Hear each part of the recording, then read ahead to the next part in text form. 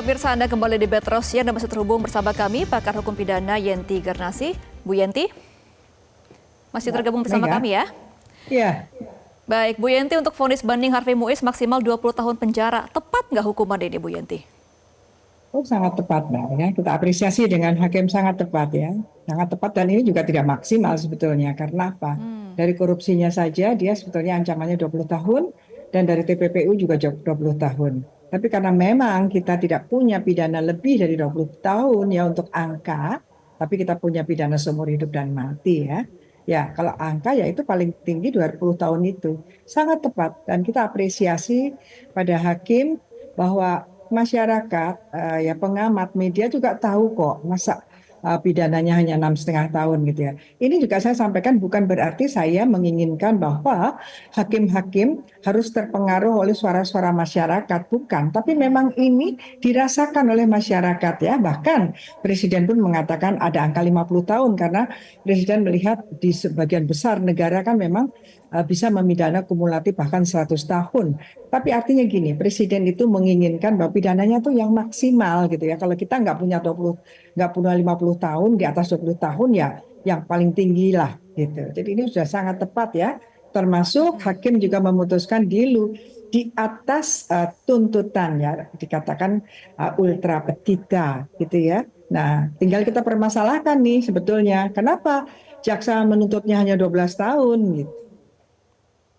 Oke, nah Bu Yenti, kalau untuk denda dan uang pengganti kan juga diperberat ya, selain dengan hukuman penjara yang lebih lama. Betul. Totalnya kan penggantiannya ini 420 miliar, sedangkan tuh kerugiannya kan total 300 triliun. Ini perlu ditambah nggak sih Bu angkanya, apa sudah cukup segitu?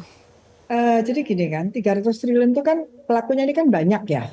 Jadi 300 triliun itu semuanya. Ada yang pelaku-pelaku yang termasuk Helena, kemudian termasuk yang dapat 19 tahun itu. Dari 300 triliun, si Harvey Muiz ini kan memang kalau dari prosesnya, dia menerima 400-an miliar.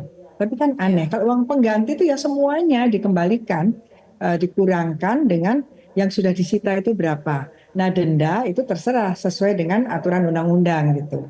Ya, jadi memang berkaitan dengan pidana TPPU terutama kan harus pakai TPPU agar maksimal uang hasil kejahatan itu bisa ditarik ya. Apalagi sekarang ini sedang masanya efisiensi ya, mendorong kepada Pak Prabowo untuk mendorong penegakan hukum, menelusuri hasil kejahatan menggunakan TPPU dan cari itu orang-orang yang masih belum dipidana dengan TPPU-nya dan masih pegang uang hasil kejahatan. Nah, ini kan Iya. bisa lebih dari 300 triliun yang dihitung oleh efisiensi ya. Kalau judul aja udah berapa 600 triliun, ini 300 triliun. Nah, ini saya mendorong hakim-hakim yang akan datang dan termasuk yang belum mengejar dengan TPPU, kejar dengan TPPU untuk membantu negara agar memenuhi program kesejahteraan rakyat, bukan saja efisiensi dari anggaran. Jadi ini sudah tepat. Jadi kalau uang pengganti ya sesuai yang diterimanya dia, bisa ditelusuri dengan TPPU yang optimal. Makanya kalau penegak hukumnya profesional, dia bisa menelusuri semuanya, ya kan? Tinggal nanti uang pengganti itu selisih dari yang sudah dikejar pakai TPPU kurangnya berapa. Nah, ini antara lain kan waktu itu kan disebutkan juga ada adiknya apa adik iparnya gitu kan mendapatkan hadiah di Natal gitu ya, hadiah Natal. Harusnya telusuri semua, ambil lagi. Dan orang-orang yang menerima itu harus terkenal TPPU pasif serta dirampas uangnya, nanti kita hitung. Nah gitu, nanti tentu kita akan tambah dengan denda karena ini bukan masalah perdata, bukan orang melakukan korupsi misalnya 1 triliun terus kembalikan 1 triliun kan seperti orang pinjam meminjam ya kan, tidak, tentu Iya. harus ada sanksi gitu Nah, Bu Yanti, untuk uang ya. pengganti ini kan juga salah satu pemenuhannya adalah untuk melelang dan juga menyerahkan harta benda atas nama Harvey Muiz ya. Tapi juga ada harta-harta atas nama sang istri. Sedangkan di sidang sebelumnya gitu ya, di kesaksian Sandra Dewi mengatakan bahwa mereka pisah harta dari awal menikah. Ini masih bisa nggak ditelusuri harta-harta itu? Bisa Mbak ya.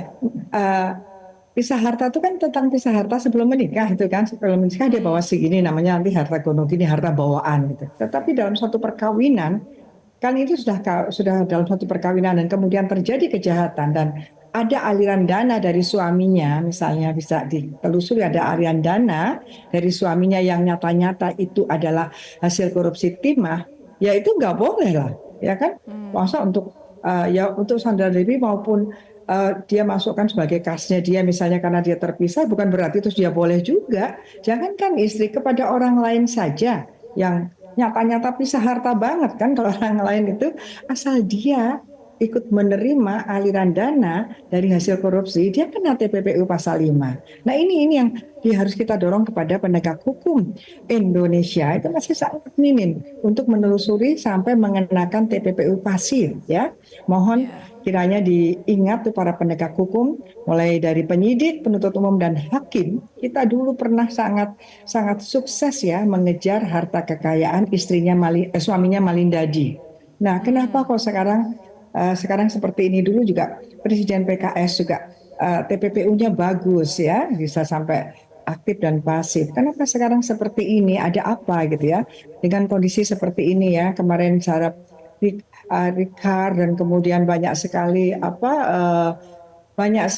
masalah-masalah mafia kasus ini momentum yang sangat bagus ya.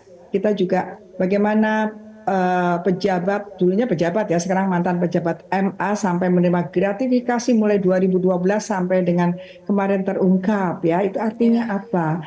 Artinya ini kita sulit untuk percaya pada hakim-hakim karena berapa sih hakim-hakim yang sebetulnya sudah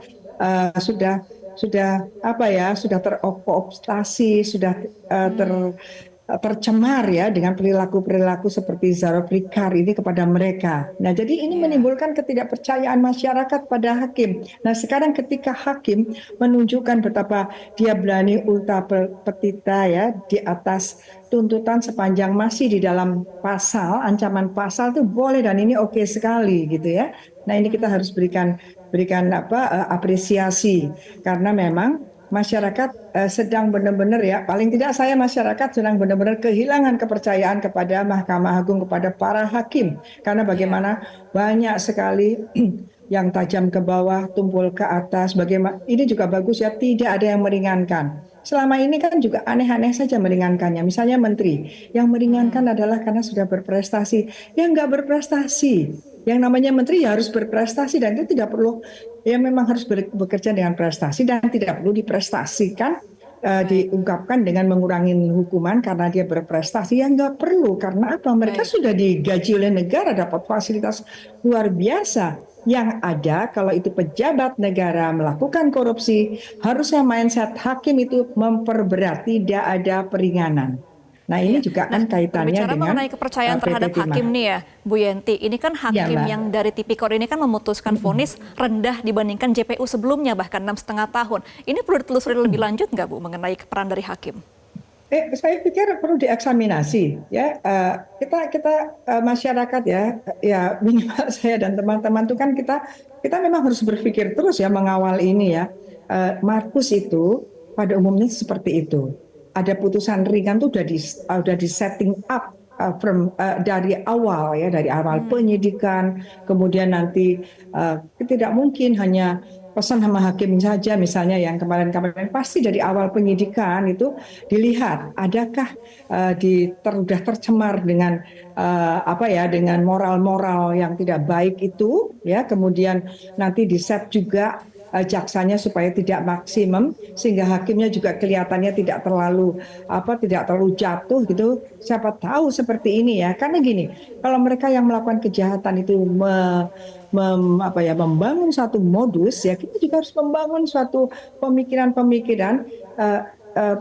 ini seperti ini loh yang akan dilakukan. Jadi kita perlu memeriksa semua. Mengapa kejahatan yang sedemikian rupa bahkan ya ada nuansa ke arah akan dikembalikan gitu kan yang Iya. sudah disita itu kan luar biasa menyakitkan hati memang. Jadi kita tuh dipamerin dengan betapa diskriminatifnya para penegak hukum terhadap kita yang orang biasa, yang rakyat biasa, yang berhadapan hukum dengan mereka-mereka yang berpunya, mereka-mereka yang dekat dengan pejabat, mereka-mereka yang mempunyai fasilitas, mereka-mereka yang kemudian tampil hedon. Kita kita sekarang evaluasi saja bagaimana pengadilan ini dari awal kita lihat pertama kali diperiksa itu mereka down sekali. Tiba-tiba the next time itu mereka beda gesturnya ya. Di pengadilan Iya. juga hakimnya yang lalu itu aduh kita kadang-kadang ya ini hakim kok kayak gini ya. Bagaimana waktu 6,5 tahun tepuk tangan gini-gini dan mereka memperlihatkan happy 6,5 tahun happy dan ada hakim. Saya bingung sekali. Saya juga sering sekali ke pengadilan sebagai ahli. Kayaknya nggak pernah ada seperti ini. Hakimnya juga bahkan seolah-olah ikut mengayu bagyo ya adanya hukuman yang sangat ringan itu. Mungkin pemikiran mereka itu seperti yang dikatakan oleh Pak Prabowo tadi. Mungkin nanti setting up-nya nanti kalaupun di LP carilah LP yang mewah. Nanti mungkin tidak kalau malam bisa keluar dan sebagainya. Ini semua adalah pemikiran rakyat. Betapa kita tuh kecewa, betapa kita tuh curiga. Nah, tadi Pak Presiden sudah bilang kepada Menteri Kemasyarakatan, mohon kiranya jangan main-main lagi juga nanti di lembaga pemasyarakatan. Kalau memang Indonesia benar-benar akan memberantas korupsi termasuk dengan ketika dia menjalani pidananya, jangan main-main dengan Baik. ancaman pidana yang sedang dijalani. Baik ya, semoga ini bisa menjadi turning point juga ya Bu Yenti untuk pembenahan di ranah Ya, hukum. Terima kasih Bu Yenti Garnasi selaku pakar hukum pidana sudah bergabung bersama kami dalam program Metro Siang kali ini. Selamat kembali terima beraktivitas. kasih. Jelajahi cara baru mendapatkan informasi. Download Metro TV Extend sekarang.